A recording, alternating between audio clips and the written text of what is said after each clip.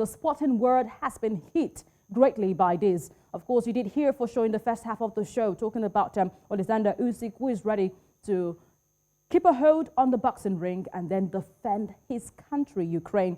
Not forgetting the Klitschko brothers who are already part of the war right now, joining the troops of Ukraine to defend their own nation. But at this point, we really want to get an understanding. Does FIFA, UEFA have a justifiable reason to ban Russia or even Belarusian athletes and officials? Well, I would say FIFA, in this case, their hands were really tied. They did not have a choice in this instance. In the past, when Russia hosted the 2018 World Cup, they had previously invaded the Donbass region of Ukraine, and FIFA was able to kind of explain it away and say that, holding the World Cup there would bring positive change. But this time, Russia's opponents in the upcoming UEFA World Cup qualifying section really took a stand. Poland in particular, who are going to be their first opponents in the semifinals. The Polish Football Association president made a statement on Twitter saying that his team was going to refuse, and that was quickly followed up by Robert Lewandowski.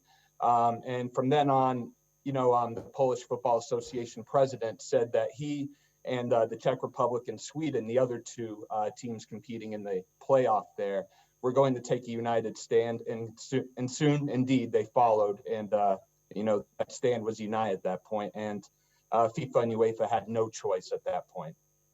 Okay, can FIFA, UEFA, the IOC, International Olympic Committee right now defend these sanctions on both Russian and Belarusian athletes and even the officials at this point?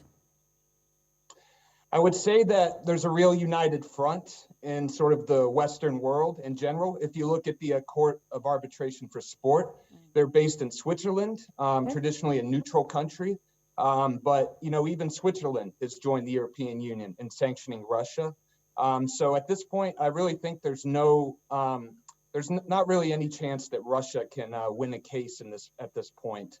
And even if they lose the case in the Court of Arbitration for Sport, the only place they can appeal to is, I believe, the Swiss Supreme Court there, which at that point, it's very rare that that a judgment is overturned.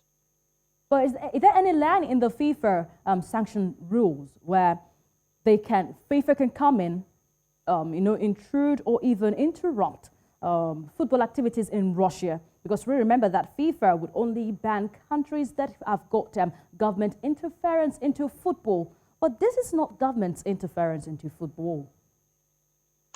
Yes, indeed. This is a bit of an extraordinary situation. I would say, a past precedent for this would be when South Africa was under the apartheid government, and the sporting world sort of banded together to ban South Africa from participating in international competition. And so I think this is sort of a similar case where Russia in this case is a bit of a pariah.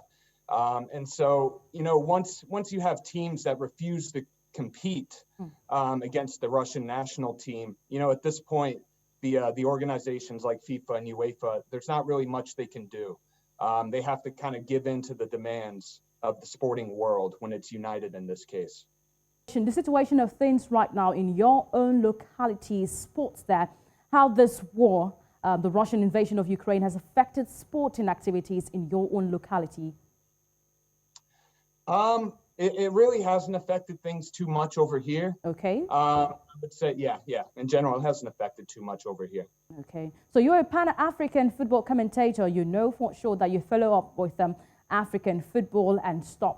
Now, we know a lot of Africans they ply their trade in Ukraine. At this point, there's an action going on to bring back these players back. We've seen videos of Brazilian players who are already back home to Brazil who play in Ukraine. But at this point, what happens to these footballers who ply their trade in Ukraine?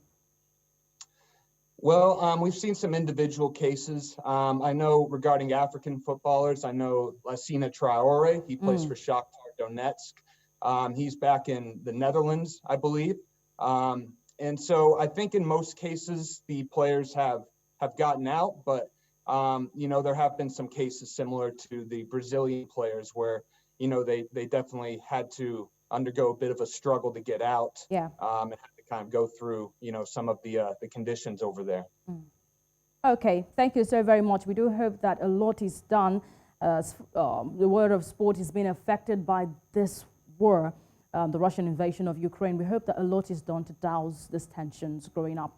Thank you so very much, Andrew Olsson, for your updates there. Pleasure to be here. Thank you.